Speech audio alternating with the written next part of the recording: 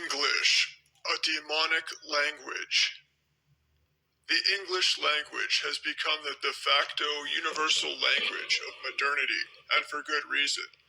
It is the language of modernity itself. The following will present certain features of the English language and illustrate its influence on the consciousness. This influence is one of the conditioning of the English speaker and writer to become a modern. The more immersed one becomes in the English language, the more he modernizes himself. In order for the reader to properly understand what this process means in its consequences, and that it can only be said to be a utility for the modern world, the writer must define modern as it relates to the present epoch and to those beings properly called modern who fit within this paradigm or aeon. Modernity is an English term correlated with the Kali Yuga for the period of time of the last 5,400 years, considered in terms of linear chronology, and is a Vedic conception related to temporal cyclicity and the Kali Yuga. Modernity is what we face here and now within the phenomenal plane of third density and its causality of space and time. It is a realm of what Nimrod de Rosario and Miguel Serrano have called the demiurge. This being is what the Jews have referred to as Jehovah or Yahweh, and as their God of Judaism and of Christianity. This deity has been referred to as the Time Lord and as the Creator. To use metaphorical language of time flow, that force which entails generation and corruption, the finitude of sentient life within this plane or dimension of being, and which has been called in mainstream scientific terms entropy, time flow. This entity is also the creator of matter, and which is a direct consequence of his will, i.e., time flow. This the writer likens to the death drive of this deity, to the reaper or harvester of souls.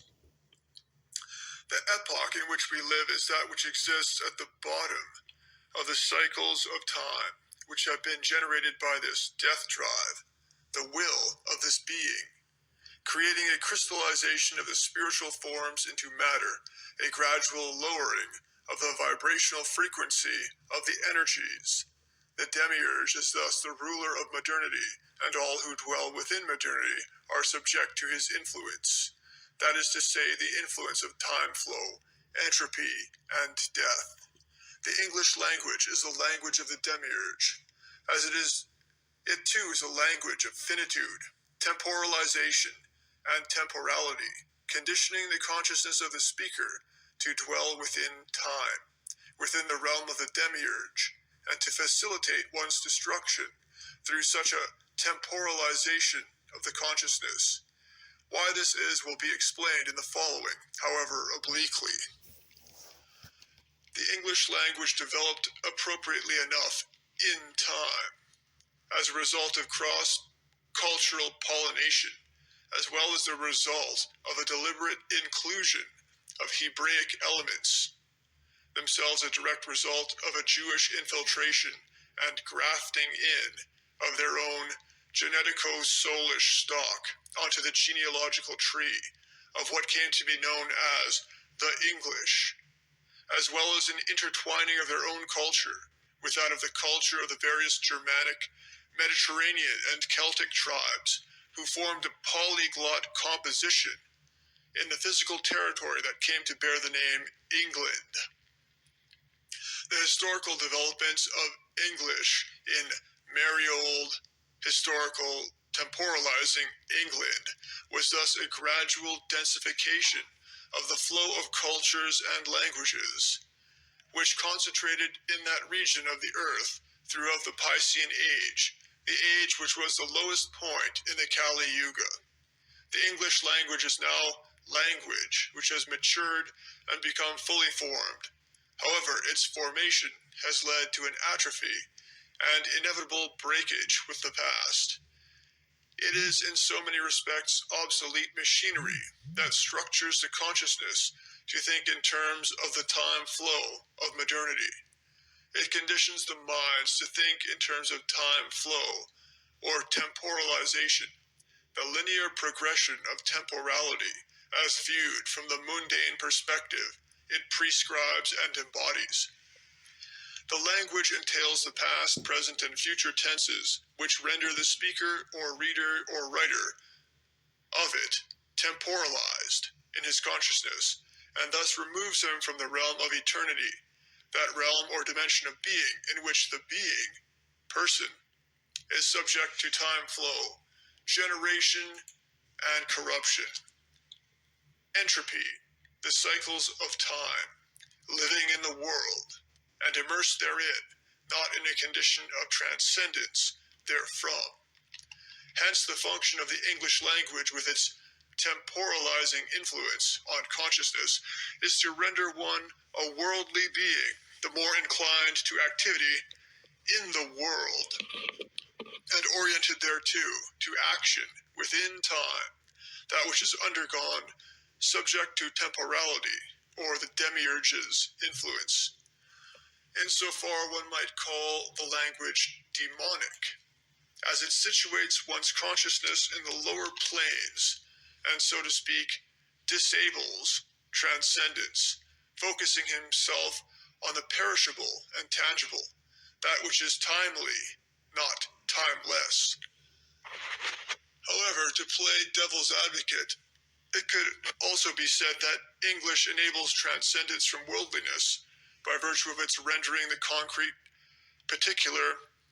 abstract, and if not universal, then universalizable, and this on the basis of this abstraction from becoming, of the being of beings,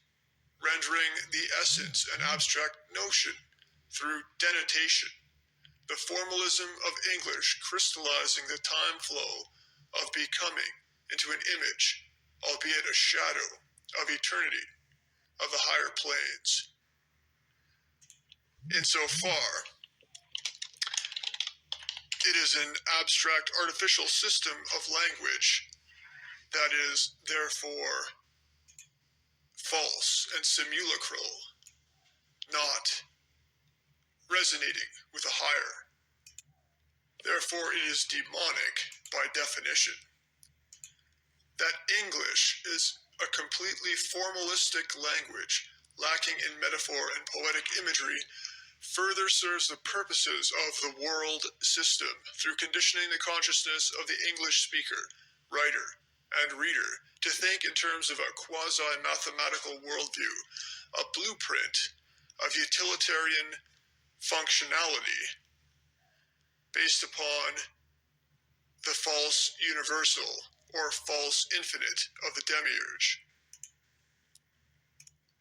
The English speaker has a tendency to be utilitarian and ultimately materialistic, whereas his saving grace paradoxically lies in the abstraction of the language,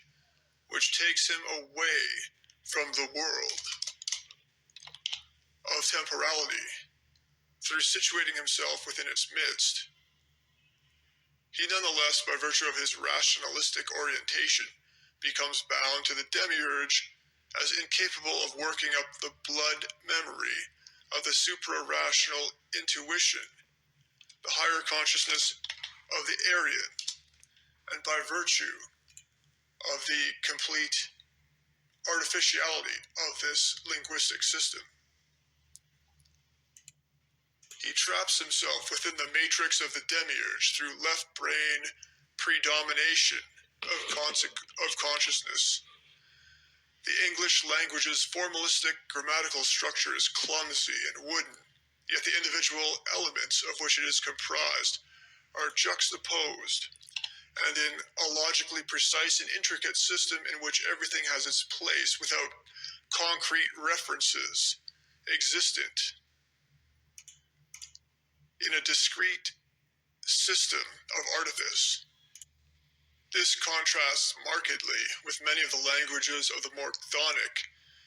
and others paradoxically intuitively advanced, such as the Aryan races, with their overemphasis, in the former case, on the crudest forms of expression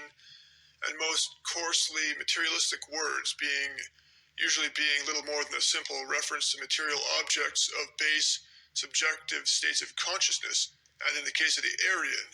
a more archetypally developed consciousness oriented toward the realm of eternity.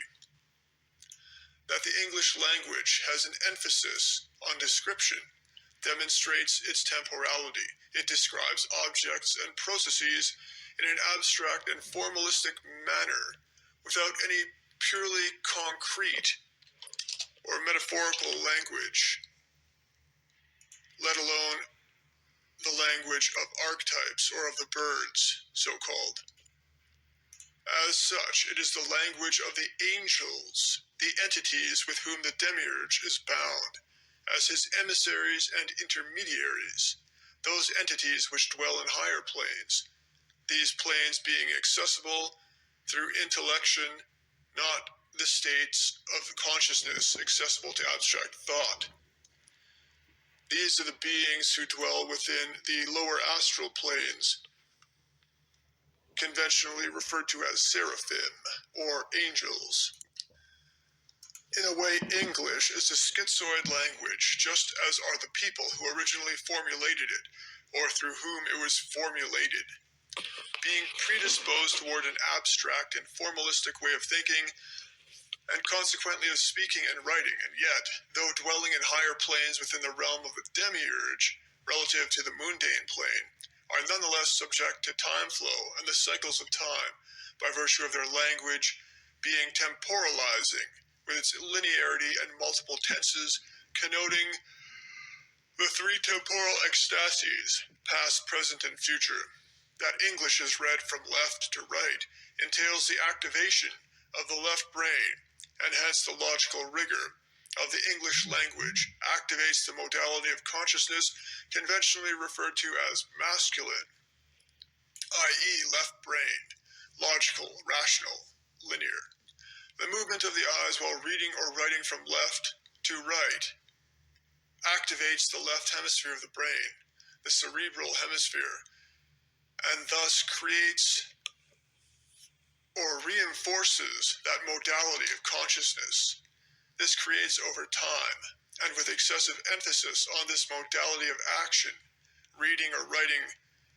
the English language, a left brain imbalance, and hence a masculine imbalance, overly notional, analogical, analytical, logical, with an underemphasis of the so-called feminine modality of consciousness, the artistic, lyrical, supra-rational, intuitive modalities of consciousness, and thus serves to situate one in the world, even though not necessarily of the world, of the mundane, nonetheless within the realm of the demiurge. Insofar, the English language can be spoken of as demonic or angelic, perhaps the same thing, and a speaker, writer, thinker in language becomes subordinate to the influence of the demiurge, becomes an abstractor of the quintessence. In the sardonic phrase of Francois Rabelais, a being who dwells in the world of abstractions and pure formalism and is divorced from the realm of forms, i.e. archetypes. The sacred languages, or those which purport to be sacred, such as Hebrew and Sanskrit, are read from right to left, the eyes moving in such a way as to activate the right hemisphere of the brain and activate the feminine, intuitive, supra-rational modality of consciousness, and to thereby gain access to the higher plane of being. This is why these languages are characteristically used in magical workings. These languages one might label the language of the false infinite, as they derive from the demiurge,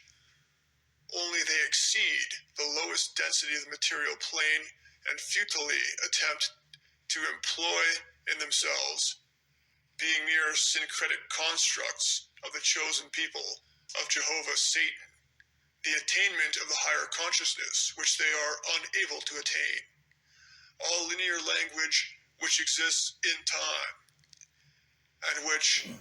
have their formal manifestation in a finite system of characters, the words from which they are comprised, and the syntax these words comprise, are worldly in the sense of subject to temporalization. They may nonetheless serve as springboards to the divine, even in spite of this fact, and insofar may be considered vehicles of soul development, taking one away from the mundane transience and developing a transcendental mode of consciousness, but only within the realm of the spatio-temporal matrix of the demiurge.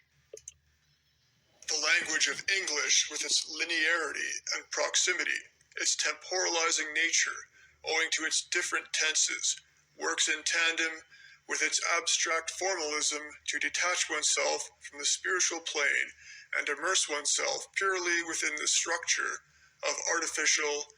human, all too human culture, thereby divorcing oneself from eternity. The relationship between the higher planes and the demiurge, the higher formation, the historical formation of English as a language, and all its cultural creators, the Celts, the Mediterraneans, and the children of the demiurge, the Jews, is one that can only be said to be a Gordian knot of variegated strands, whose origin and destination are largely unintelligible, save in the mind of the demiurge and his Hyperborean opponents. English is a utilitarian language, and yet is at the same time a demonic language, suited for the purposes of the world order and its controllers, conditioning its speakers, writers, and thinkers to think in a linear and logical way, subject to the time flow of the demiurge, and to divorce themselves from the higher consciousness and trap them within the matrix prison of Jehovah Satan, and render them subject to the will of the one, to the atrophy of their soul, and facilitating their enslavement to the potencies of matter.